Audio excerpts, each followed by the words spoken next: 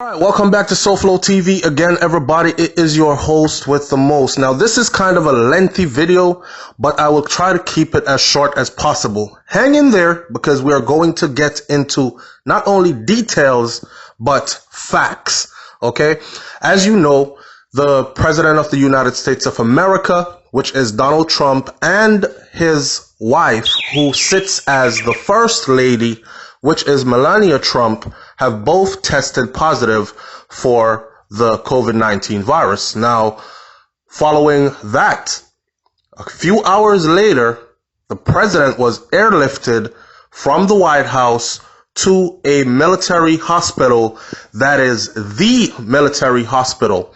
For those of you who do not know, Walter Reed Military Hospital is where we soldiers become very familiar with this place if you've ever been to combat, because when our soldiers are damaged on the battlefield, they've been hit by an IED, if something severe, they've lost a limb, etc., Walter Reed is where they go to get their medical treatment and their therapies. Okay, so Walter Reed is seen as one of those places where it has to be drastic in order for you to end up at Walter Reed. However, being that he is the president and being that Walter Reed is a highly secured facility, then it only makes sense that he goes there. This does not necessarily mean that his symptoms are extremely bad. Even according to the White House at this point, he has symptoms. He has all the classical symptoms now. Funny enough, they reported that he had all the classic symptoms of COVID 2 hours after first reporting that he was asymptomatic. Asymptomatic means you tested positive, but you're not showing any of the signs.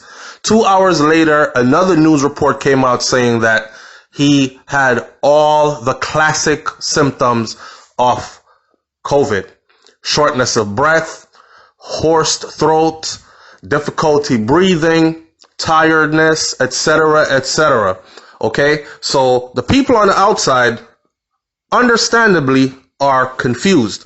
Now, in a day of all kinds of crazy event, the president, who had spent months downplaying the threat of the virus, was forced to cancel all his campaign events a month before the election as he fought the virus that has killed over 205,000 Americans so far and is currently hitting others in his orbit as well. The White House said that Trump's expected stay at Walter Reed will only be a few days, and it is only a precautionary measure, is how they put it. So in other words, they're saying that he is not doing so bad they got to rush him to emergency medical care. This is just a precautionary measure. Trump walked out of the White House Friday evening wearing a mask and gave thumbs up to reporters, but did not speak to anyone before boarding Marine One. Members of the air crew, Secret Service agents, White House staff, they all wore masks, covering themselves to protect themselves from the president on board the helicopter. This is a president who preferred for the people who deal with him closely to not wear a mask. He has demanded they not wear a mask because he despised them so much. Now, in a videotape before leaving for Walter Reed, Trump said, "I think I'm doing very well, but we're going to make sure that things work out." At this point, for those of you who are confused, is he going to still be in power because he is ill, etc.? He remains fully president with all authority intact. Now, just a month before the elections, right? Trump's revelation that he was positive for the virus came by a tweet. Check the timeline of things. Came by a tweet at about 1 a.m. in the morning. This was Friday, after he had returned from a Thursday afternoon political fundraiser. He had gone ahead to the event saying nothing to the crowd, though knowing that he had been exposed to an aide with the COVID positive results that has infected millions of people and has killed millions of people. He knew that his aide, who was right beside him, had already tested positive. He went ahead and he knows that he had been exposed to the aide and the aide had been tested positive. When you go to places, most of the places I've been, there's a sign on the door today that says, these are things to look at before you come in. First of all, a mask is required. Second of all, they're asking you to not enter the building if you have come in contact with anyone who has tested positive. If you yourself are experiencing these symptoms, and they give symptoms like dizziness, shortness of breath, difficulty breathing, etc., etc. So these warnings are on public buildings for you to enter, for you to observe them before you enter. And if you have been in contact with anyone who has tested positive, they ask you not to even enter the building. Trump knew that he had been in contact with his aide who had just tested positive. He went ahead to the rally or the fundraiser anyways.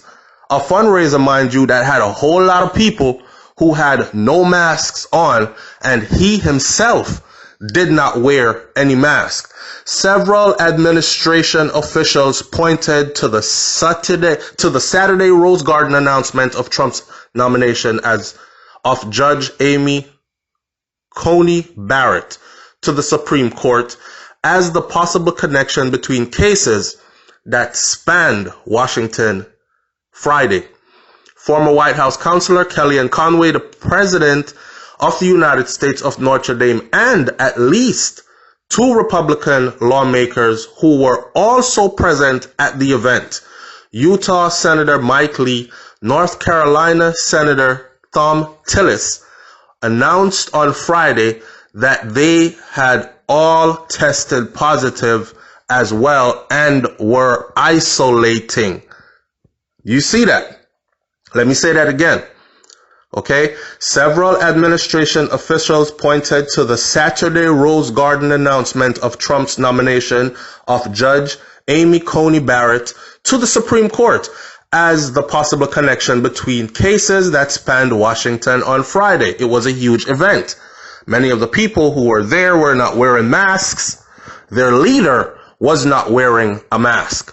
Former White House counselor Kellyanne Conway, the president of the University of Notre Dame, and at least 2 Republican lawmakers who were also present at the event, to include Utah Senator Mike Lee and North Carolina Senator Thom Tillis. They all announced on Friday that they too have tested positive and they were isolating. You see that? Trump's diagnosis came during an already turbulent period in Washington and around the world, with the U.S. being gripped in a heated presidential election amid the human and economic toll of this virus. This is all stuff for us to keep in mind. Trump's immediate campaign events all canceled, and his next debate, for those of you who are wondering, is there going to be another debate? Are we looking for part 2? Is it going to go as scheduled? It was scheduled for October 15th. We are in October 3rd. As I am making this video, it was scheduled for October 15th, and it is now up in the air. Might happen, might not happen.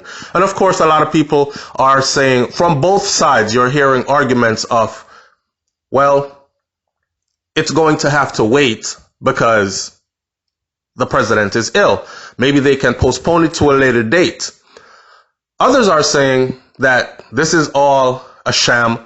It's all a lie. This is all cooked up so he can either A, avoid the debate altogether, given the results of the first debate, or B, he can have time to sit with a team to properly prepare for debate number 2, which would be put off to a later date. So it would give him time to get his stuff together, get his thoughts together, get a team around him to organize. Because clearly, in my opinion, from the first debate, I think the president walked in there not fully prepared, as in having his facts on hand. Go and look at Fact Check and you will see where the president actually told lies or gave misleading statements during that presidential debate. So I'm sure his team was like, hey man, look, we got to be sharper than that. We can't just go out there throwing information out there. We live in a world now where people are able to fact check as soon as you say that statement. And by the time the debate was over, of course, there were fact checkers online laying it out there.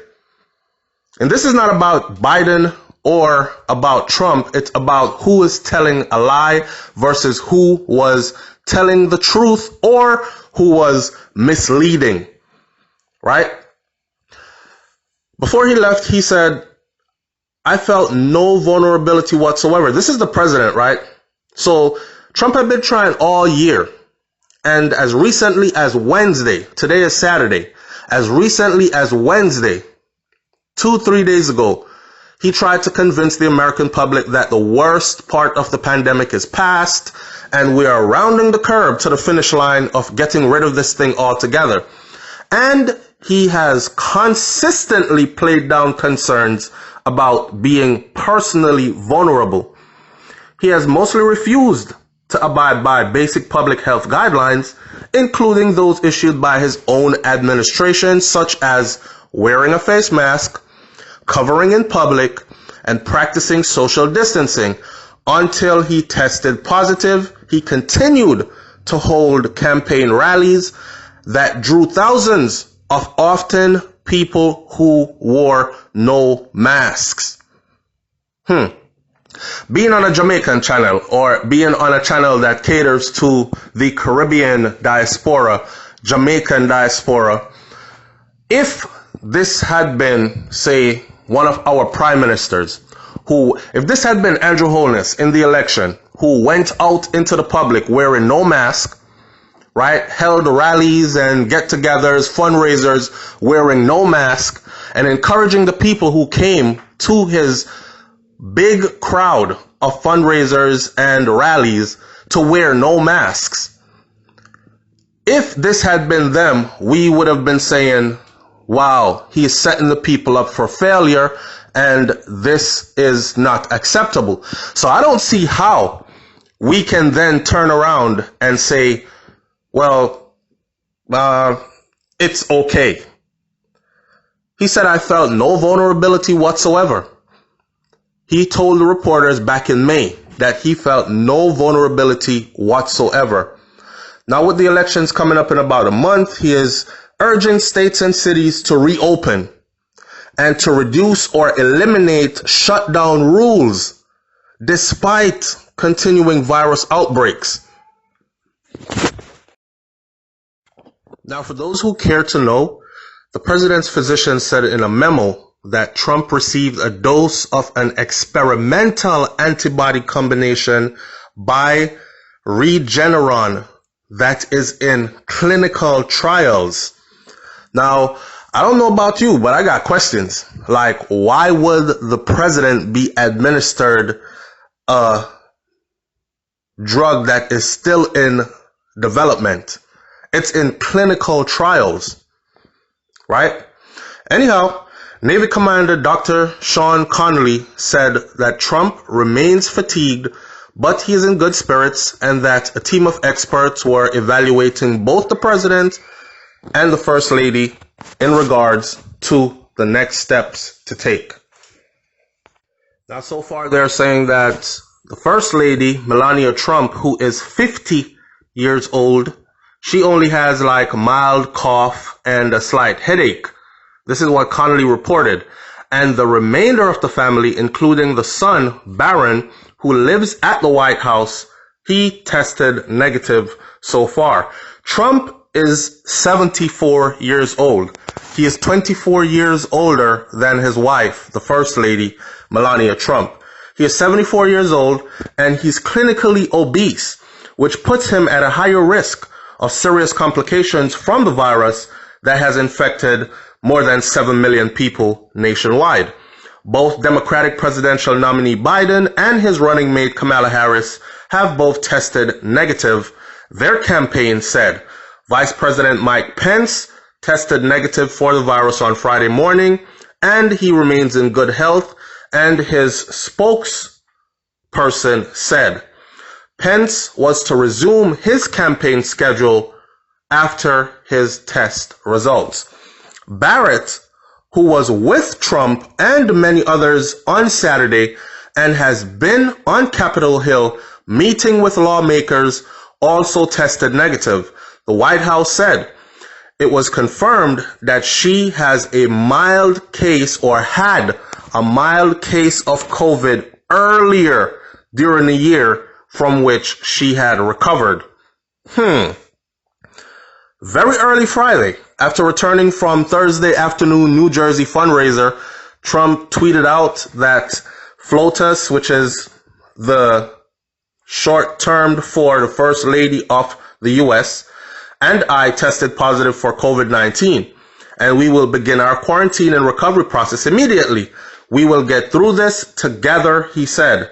Hours earlier, the White House confirmed that top aide who had traveled with him during the week had also tested positive. White House Chief of Staff Mark Meadows on Friday confirmed that the White House knew that Hope Hicks, the aide, had tested positive before Trump attended the fundraiser.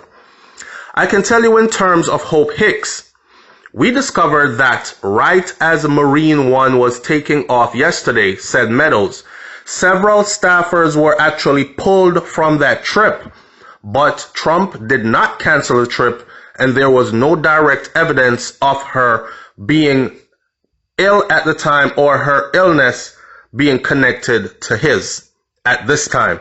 Many White House and senior administration officials were undergoing tests on Friday, but the full scale of the breakout around the president may not be known for some time to come, because as you know, there is an incubation period of about 14 days, and it takes a while, sometimes a couple of days, for the infection to become detectable by tested, right?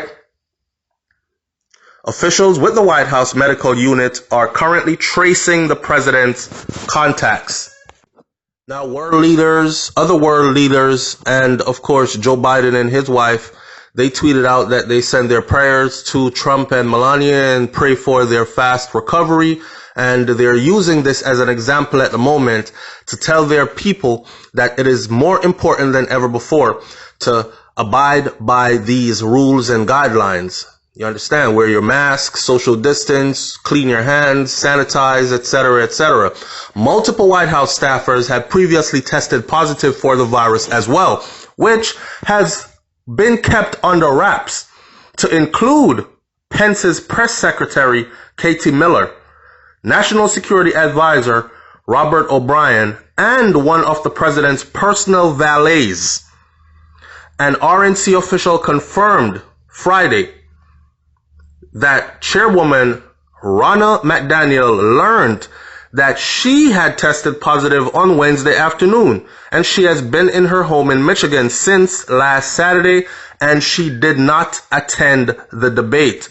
It is unclear where the Trump or Hicks caught the virus from, but in a Fox interview, Trump seemed to suggest that it may have been spread by someone in the military or law enforcement in greeting. So he has these moments where I don't know how tight he is with the military officials around him.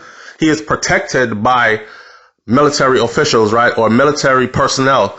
So in that interview with Fox News, he is saying that it is unclear where they caught it from, but he suggested that it could have been from them. The White House began insinuating a daily testing regimen for the president's senior aides after earlier positive cases close to the president. Anyone in close proximity to the president or the vice president is also tested every day, including reporters. Trump is far from the first world leader to test positive, of course, for the virus, which previously infected Brazilian President Jair Bolsonaro and British Prime Minister Boris Johnson, who spent a week in the hospital, including 3 nights in intensive care. Former Italian Prime Minister, he also was hospitalized last month while fighting what he called a hellish case of COVID. There are people out here that are saying what they're saying. Some people are saying, blah, ha, ha, ha, ha. They're laughing, right? I don't think people are laughing because they want something bad to happen to them. I think they're laughing because of the irony. For someone who has downplayed this thing so much for so long, for someone who himself has encouraged others to do as he does. You are the leader. They follow you. He's not wearing a mask. He's not social distancing. He is gathering large crowds in rallies and fundraisers and all these things. So it's kind of the irony of seeing this happen. Whereas Biden has stayed off the campaign trail and has, for the most part, been held up in his home. Now, Biden could have been out there drumming up support and rallying large crowds as well. And if you remember at the presidential debate, Trump made fun of Biden because he said if Biden was to hold a rally, you know what, about a couple of people are going to be there. He can't pull any large crowds is what he was saying. But the truth of the fact is that Biden has not tried to pull any large crowds. He has specifically been only holding little crowds that actually had to obey the social distancing rules. So he didn't have the capacity within what he wanted to do. Sure, he would like to. Now, one person said, much like his rhetoric, I hope he suffers. He wants his enemies to suffer. He makes fun of Gold Star families, disabled reporters and veterans, and Mrs. Clinton when she had influenza live, but suffer horribly, is what one person said. Another person said, just a little bit of his own medicine. Another person said, I would watch out, wishing bad on anyone. This could come back to bite you in the ass. And the last comment said, this goes to show that none of us are exempt from contacting this COVID-19 virus, and we all need to be wearing our masks, practicing social distancing, washing our hands regularly, and any other guidelines we have been given by the CDC and the medical experts. We need to be doing our part in all-out effort on everyone's part to try to help to end the spread of this terrible virus, praying daily for all people in this world and for the world now that we find ourselves living in daily. And approximately 44,998 U.S. citizens were also diagnosed with the COVID-19 yesterday as well. Leave your comments in the comment section below. Do you think that the president knew all along that he was carrying this thing, but he downplayed it because of how he had spoken about it so much in recent times, downplaying it, that for him to come out early and say, hey, I got to take my talk back. Wear your masks. I'm sick, or I'm experiencing symptoms. Or do you think that this is genuine? Do you think that he actually has it? Because I've seen a lot of talk out there saying, I don't think that he has it. I think this is something else that's going on, and they're using this as a distraction. Maybe a distraction from him being asked to denounce like racism, to denounce white supremacy. And they asked him to speak to a specific group who he told to stand down and stand by. Maybe this is to distract the voice note that just came out from the First Lady concerning separating children from their parents in the immigration process. You know, when they come across the border, if you came across with a child, they would separate the child from the parent. And someone had a conversation with the First Lady about it, and she responded in a derogatory manner. Something like, oh, hell, give me a fucking break, or something like that, right? Maybe this is to cover up that insensitivity because children are concerned or in it. Maybe this is, there are a lot of theories out there. Which one do you believe is my question to my audience? I am trying to poll my audience to see where the people's mind is at. Who believes what? All right. And I'll catch you in the comment section, and I'll see you on the next video. Don't forget, like, comment, share, subscribe. Leave your comments in the comment section below. Make sure you hit that thumbs up button, and make sure that you hit the subscribe bell next to that bell so you are notified every time we drop a new video on SouFLoTV. I'm out. Peace.